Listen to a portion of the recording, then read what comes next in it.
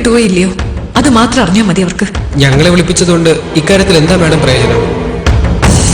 സ്റ്റീഫന്റെ പിന്നിലുള്ളവരെ പറ്റി പോലീസിന് വേണ്ടുന്ന കാര്യങ്ങൾ ജെയിംസിന്റെ അനുവാദമില്ലാതെ നിങ്ങൾ പറയില്ലെന്ന് എനിക്കറിയാം. മറ്റാര് പറഞ്ഞാലും ജെയിംസ് കേൾക്കില്ല. നിങ്ങൾ പറഞ്ഞ അവൻ കേൾക്കും. അറിയുന്ന വിവരങ്ങൾ തന്ന് നിങ്ങൾ പോലീസിനെ സഹായിക്കണ്ട, എന്നെ സഹായിച്ചൂടെ?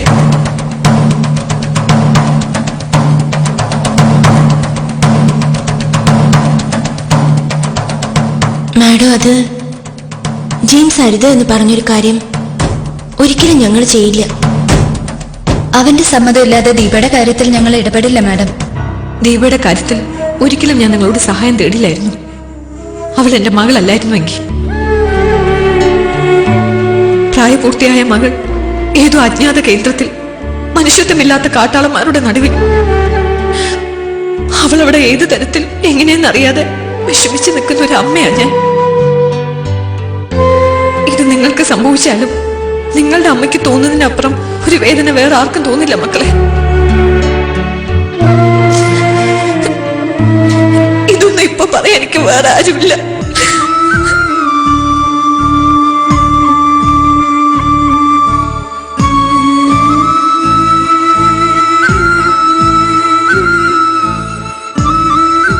നിങ്ങൾ എന്റെ മകളെ രക്ഷിച്ചു തരണമെന്ന് ഞാൻ ആവശ്യപ്പെടുന്നില്ല. വാക്കുകൾ കൊണ്ട് മാത്രം നിങ്ങൾക്ക് ചെയ്യാവുന്ന ഒരു സഹായം. ആ സഹായം എനിക്ക് പ്രതീക്ഷിക്കാമോ? നിങ്ങൾ പറഞ്ഞ ജെയിംസ് കേട്ടില്ലെങ്കിൽ ഞാൻ പോയി അവന്റെ കാല് വീഴാം. മാഡം, മാഡം അങ്ങനെ പറയരുത്. മാഡത്തെ ഞങ്ങൾ അമ്മയായിട്ടാണ് കണ്ടിട്ടുള്ളത്. അമ്മ മക്കളുടെ കാലിൽ എന്തിനു വീഴണം? അതെ മാഡം, മാഡത്തിന്റെ മോൾക്കൊന്നും സംഭവിക്കില്ല. അവൾക്ക് എന്തെങ്കിലും സംഭവിച്ചാൽ അത് ചെയ്യുന്നവരെ വച്ചേക്കില്ല ഫൈവ് ഫിംഗേഴ്സ്. ഞങ്ങൾ ജെയിംസിനെ പറഞ്ഞ് സമ്മതിപ്പിക്കാം മാഡം. ഞങ്ങൾ പറഞ്ഞ ജെയിംസ് സമ്മതിക്കും.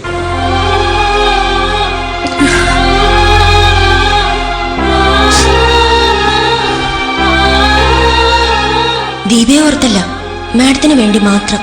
ഒരമ്മ എന്ന നിലയിൽ അവളെക്കുറിച്ച് ഇത്രയും നീറിപ്പിടയുന്ന ഒരു മനസ്സ് ദീപ കാണാതെ പോയാലും ഞങ്ങൾക്കതിന് കഴിയില്ല മാഡം. ജെയിംസിനെയും കൂട്ടി ഞങ്ങൾ എത്താം മാഡം. ഒരു പോറൽ പോലും ഏക്കാതെ മാഡത്തിന്റെ മകളെ ജെയിംസ് രക്ഷിക്കും. ഫൈവ് ഫിംഗേഴ്സ് രക്ഷിക്കും.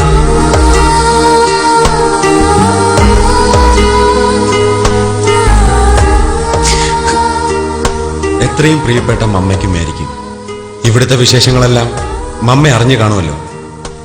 ഇവിടെയെല്ലാം വീണ്ടും പഴയതുപോലെയായി. ഇപ്പോഴും പഴയ ജോലി തന്നെ ചെയ്യുന്നു. നല്ല ശമ്പളമുണ്ട്. മമ്മയും മേരിയും വിഷമിക്കരുത്. മമ്മയുടെ കാലിന്റെ ട്രീറ്റ്മെന്റിനായി കുറച്ച് പണം സംഘടിപ്പിച്ച് ഞാൻ ഉടനെ അയക്കാം. വേദന കൂടുതലാണെങ്കിൽ ഹോസ്പിറ്റൽ ഫയൽസുമായി ജെസ്സി അയക്കണം. ഇവിടെയുള്ള മമ്മയുടെ ഡോക്ടറെ കണ്ട് വിവരം പറയാം. പിന്നെ ബീനാമ്മയെ പറ്റി ഇപ്പോഴും ഒരു വിവരവുമില്ല. പിന്നെ ജെസ്സിയെ കൂടുതൽ ബുദ്ധിമുട്ടിക്കരുത് വന്നു. മല്ലികേടത്തെയും പാറമടയിലെ എന്റെ പഴയ കൂട്ടുകാരെയും അന്വേഷിച്ചതായി പറയണം. ഉടനെ നാട്ടിലേക്ക് വരാൻ പറ്റാത്ത സാഹചര്യമാണ്. മമ്മയ്ക്ക് വേണ്ടി ഞാൻ എന്നും പ്രാർത്ഥിക്കുന്നുണ്ട്. മറുപടി പ്രതീക്ഷിച്ചുകൊണ്ട് നിർത്തുന്നു. സ്നേഹത്തോടെ, സ്വന്തം മകൻ.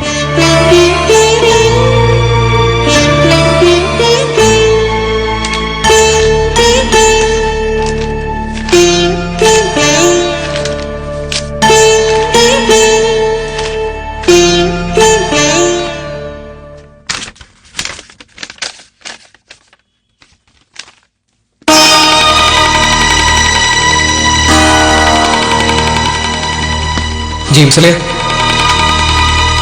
എടാ എടാ ഞങ്ങളൊരു അത്യാവശ്യ കാര്യം നിന്നോട് പറയാനായിട്ടാ വന്നത്. എന്ത് കാര്യം? കുറച്ചു മുൻപ് സേതുലക്ഷ്മി മാഡം ഞങ്ങളെ വിളിപ്പിച്ചിരുന്നു. എന്തിന്? നിങ്ങൾ വല്ല കുഴപ്പമൊപ്പിച്ചോ? അതല്ല, ആ കിഡ്നാപ്പേഴ്സിന്റെ കയ്യിൽ നിന്ന് ദീപയെ രക്ഷിക്കാൻ ഫൈവ് ഫിംഗേഴ്സ് വിചാരിച്ചാലേ നടക്കൂ എന്നാണ് സ്ഥിതി. അതിനാണ് പ്രിൻസി വിളിപ്പിച്ചത്. ദീപയെ രക്ഷപ്പെടുത്താൻ നമ്മൾ മുന്നിട്ടിറങ്ങണം ജെയിംസെ. നിർത്തടാ, ഇതൊന്നും നമ്മുടെ പണിയല്ലെന്ന് ഞാൻ നിങ്ങളോട് പറഞ്ഞതല്ലേ. ഫൈവ് ഫിംഗേഴ്സ് എന്നാൽ 5 കമാൻഡോകൾ എന്നല്ല അർത്ഥം. 5 സാധാരണ വിദ്യാർത്ഥികളാണ്. അത് മറന്നു പോകരുത് നിങ്ങൾ. എടാ പ്രശ്നം അതൊന്നുമല്ല. പോലീസിന് അനങ്ങാനാകാത്ത സ്ഥിതിയാണ്. സേതുലക്ഷ്മി മാഡം ആണെങ്കിൽ അവരുടെ പ്രയാസം കണ്ടപ്പോ അവരുടെ പ്രയാസം കണ്ടപ്പോ മോളെ രക്ഷിച്ച് മുമ്പിൽ കൊണ്ട് ഇട്ടു കൊടുക്കാന്ന് നിങ്ങൾ വാക്ക് കൊടുത്തു അല്ലേ? അതല്ലേ ഉണ്ടായത്? സത്യം ജെയിംസ് അളിയ, മാഡം നിന്നോടെല്ലാം പറഞ്ഞായിരുന്നോ? ആരും പറയാതെ തന്നെ നിങ്ങളെ പറ്റി എനിക്കറിയില്ലേ? ജെയിംസ്, നമ്മൾ ഈ സമയത്ത് ദീപയെ കുറിച്ച് ഓർക്കണ്ട. സേതുലക്ഷ്മി മാഡത്തെ പറ്റി ചിന്തിച്ചാൽ മതി. ഇന്ന് വൈകിട്ട് 6 മണിക്ക് മുമ്പായി ആ കിഡ്നാപ്പേഴ്സിന് സ്റ്റീഫനെ വിട്ടുകൊടുക്കുന്ന കാര്യത്തിൽ ഉറപ്പ് കൊടുത്തില്ലെങ്കിൽ ദീപയുടെ കൈവിരലുകൾ മുറിക്കുമെന്ന അവർ പ്രിൻസിക്ക് നൽകിയിരിക്കുന്ന അന്ത്യശാസനം. ഇന്ന് വൈകിട്ട് 6 മണിക്ക് മുമ്പായി ആ കിഡ്നാപ്പേഴ്സിന് സ്റ്റീഫനെ വിട്ടുകൊടുക്കുന്ന കാര്യത്തിൽ ഉറപ്പ് കൊടുത്തില്ലെങ്കിൽ ദീപയുടെ കൈവിരലുകൾ മുറിക്കുമെന്ന അവർ പ്രിൻസിക്ക് നൽകിയിരിക്കുന്ന അന്ത്യശാസനം. ഇന്ന് 6 മണി കഴിയുമ്പോൾ അവർ ദീപയുടെ വിരൽ മുറിക്കും. അവളുടെ വിരലുകൾ മുറിക്കട്ടെ, അതിന് നിങ്ങൾക്കെന്താ? അവളൊരു സാധാരണ കുട്ടിയൊന്നുമല്ലല്ലോ. ഈ സിറ്റിയിലെ ശക്തമായ പോലീസ് സംവിധാനങ്ങളുടെ മേധാവിയായ ഒരു മനുഷ്യന്റെ മകളല്ലേ? അവളുടെ പപ്പയ്ക്കറിയാം സ്വന്തം മകളുടെ വിരലുകൾ മുറിക്കപ്പെടാതിരിക്കാനുള്ള വഴി. ജെയിംസ് അളിയ, ഞങ്ങൾ പ്രിൻസിക്ക് വാക്കുകൊടുത്തു പോയി ദീപയെ കണ്ടെത്താൻ സഹായിക്കാമെന്ന്. നിങ്ങളല്ലേ വാക്ക് കൊടുത്തത്? അതിനുള്ള കഴിവുണ്ടെങ്കിൽ നിങ്ങൾ പോയി ചെയ്യ്. അതിന് എന്റെ പെർമിഷൻ ചോദിക്കണ്ട. എല്ലാവർക്കും പോകാം. ജെയിംസേ, അങ്ങനെ നീ ഇല്ലാതെ ഞങ്ങൾ പോകുമെന്ന് നിനക്ക് തോന്നുന്നുണ്ടോ? പ്രിൻസിക്ക് വാക്കുകൊടുത്ത ഞങ്ങളല്ലേ. നിനക്കിഷ്ടമില്ലെങ്കിൽ ഞങ്ങൾ ആ വാക്ക് മാറ്റിയിക്കാം. എന്നാലും നിനക്കൊരു നാണക്കേടും വരരുത്. രാഹുൽ, ഞാൻ നിങ്ങളെ കുറ്റപ്പെടുത്തിയതല്ല. നോക്ക്, Deepa is not our subject. നമ്മുടെ വിഷയങ്ങൾ ഫിസിക്സും കെമിസ്ട്രിയും മാത്സും ബയോളജിയൊക്കെയാണ്. ഇത്രയും നാൾ നമ്മുടെ പഠിത്തം നഷ്ടപ്പെട്ടു. നീയും മൃദുവും ഈ സ്കൂളിലെ ഏറ്റവും വലിയ റാങ്ക് പ്രതീക്ഷകളാണ്. പോലീസിന്റെ കാര്യം അവർ ചെയ്യട്ടെ. പഠിക്കേണ്ട സമയത്ത് ആവശ്യമില്ലാത്ത കാര്യത്തിൽ തലയിട്ട് സ്വയം അപകടത്തിൽപ്പെടണ്ട. നമ്മുടെ അടുത്ത പ്ലാൻ പഠനം, പരീക്ഷ, അത് മാത്രമാണ്. ഇതാണ് 5 ഫിംഗേഴ്സിന്റെ തീരുമാനം.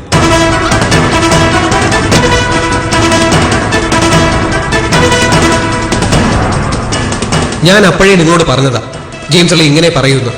നീ എപ്പ പറഞ്ഞു? അല്ല, അങ്ങനെ പറയണമെന്ന് എനിക്ക് അപ്പം തോന്നി. ഓ. പക്ഷെ ഞാൻ പറഞ്ഞില്ല എന്നേ ഉള്ളൂ. ഇനിയിപ്പോ സേതുലക്ഷ്മി മാഡത്തിന്റെ സങ്കടം നമ്മളെങ്ങനെ മാറ്റും? ഇനി അക്കാര്യം ചർച്ച ചെയ്യണ്ട. Leave it. എന്നാലും ദീപ, അവള് നമ്മുടെ ക്ലാസ്മേറ്റ് അല്ലേടാ. അതിനെന്താ? ജെയിംസ് ആണ് നമ്മുടെ കാര്യം തീരുമാനിക്കേണ്ടത്. അവൻ പറയാതെ ഞാനില്ല.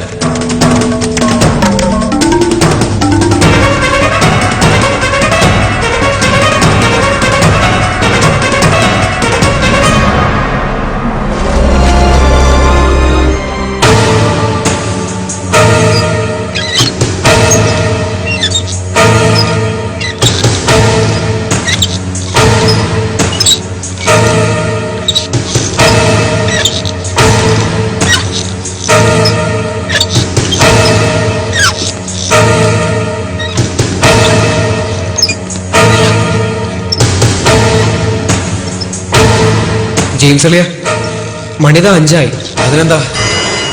ഒന്നുമില്ല. കൃത്യം 5 മണിയായെന്ന് പറയായിരുന്നു. 6 മണിയാകാൻ ഇനി 1 മണിക്കൂർ. കുറച്ച് സമയം കൂടെ പ്രാക്ടീസ് ചെയ്തിട്ട് പോവാം. 6 മണിക്ക് മുമ്പ് ബോർഡിങ്ങിൽ കയറിയാ പോരെ? ജെയിംസ്, ഞങ്ങൾ ബോർഡിങ്ങിൽ പോകുന്ന കാര്യമല്ല പറഞ്ഞത്. പിന്നെ എടാ, 6 മണി കഴിയുമ്പോ ദീപയുടെ കൈവിരലുകൾ ആ കിഡ്നാപ്പേഴ്സ് മുറിച്ചു മാറ്റുന്നല്ലേ പറഞ്ഞത്?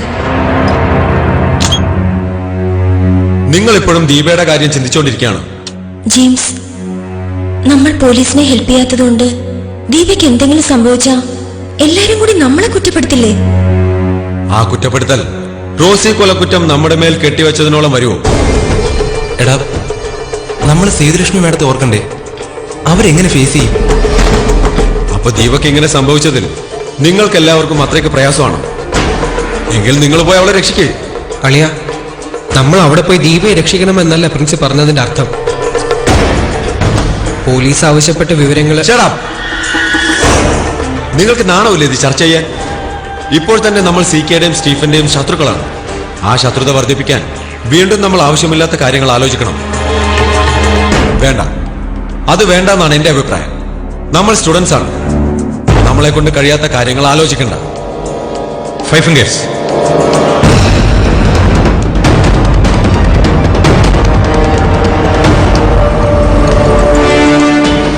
നിങ്ങളാരും ഞെട്ടണ്ട.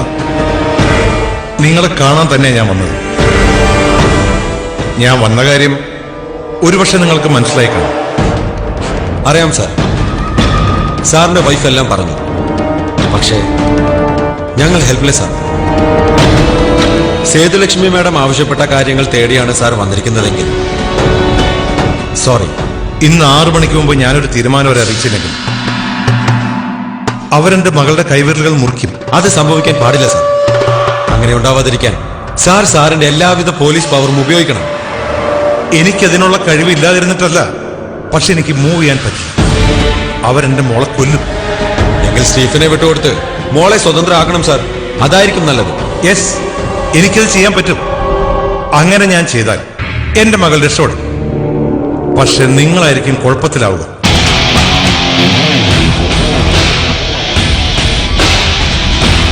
ഞങ്ങളോ? അതെ, നിങ്ങൾ. ജയിലിൽ നിന്ന് സ്റ്റീഫൻ പുറത്തു വന്നാൽ അയാളുടെ ലക്ഷ്യം 5 ഫിംഗേഴ്സ് മാത്രമായിരിക്കുമെന്ന് എനിക്ക് നന്നായിട്ടറിയാം. നിങ്ങളെ ഓരോരുത്തരെയും സ്റ്റീഫൻ വധിക്കും. 5 ഫിംഗേഴ്സിനോട് അതിഭീകരമായ റിവെഞ്ചാണ് സ്റ്റീഫനുള്ളത്. ഇനി നിങ്ങൾ തീരുമാനിക്കും, സ്റ്റീഫനെ കുഴപ്പം കൂടാതെ റിലീസ് ചെയ്യണോ, അതോ അവനെ റിലീസ് ചെയ്യാതെ എന്റെ മോളെ രക്ഷിക്കണം. അതുകൊണ്ട് പോലീസിന് നൽകാവുന്ന എല്ലാ സഹായങ്ങളും നിങ്ങൾ തന്നേ തീരും. ഇത് എന്റെ മോൾക്ക് വേണ്ടി മാത്രമല്ല, നിങ്ങളുടെ രക്ഷയ്ക്കും കൂടിയാണ്. കുറച്ചു കഴിഞ്ഞ് ഞാൻ വിളിക്കും. അനുകൂലമായൊരു മറുപടി ഞാൻ പ്രതീക്ഷിക്കുന്നു. വരട്ടെ.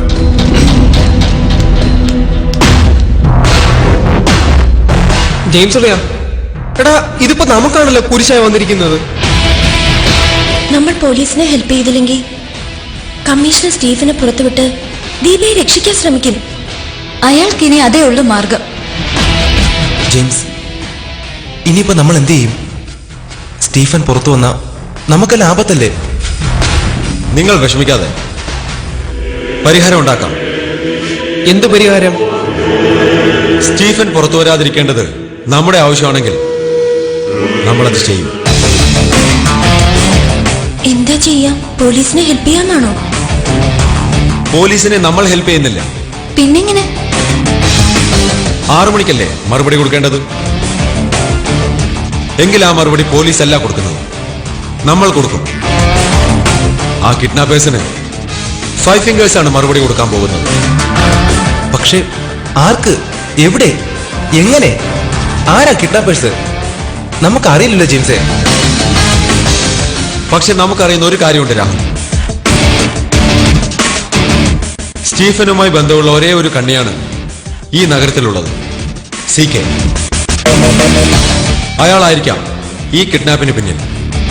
അതുകൊണ്ട് തന്നെ സ്റ്റീഫന്റെ കാര്യത്തിൽ മറുപടി പ്രതീക്ഷിക്കുന്ന ഒന്നാമത്തെ വ്യക്തിയായിരിക്കാം CK.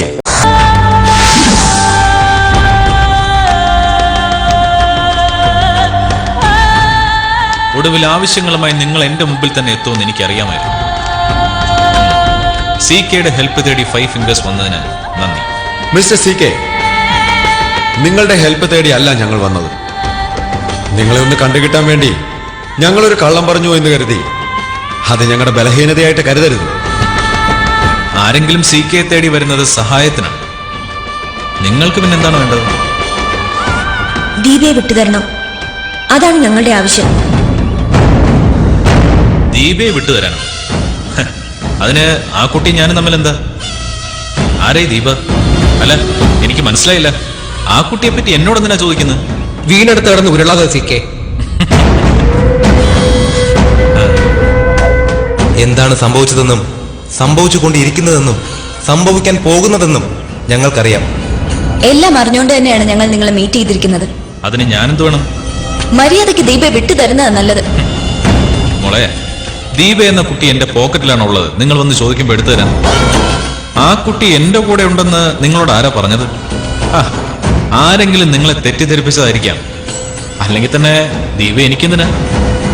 എനിക്ക് ആവശ്യമുള്ള രണ്ടുപേരിൽ ഒരാളല്ലല്ലോ ദീപ.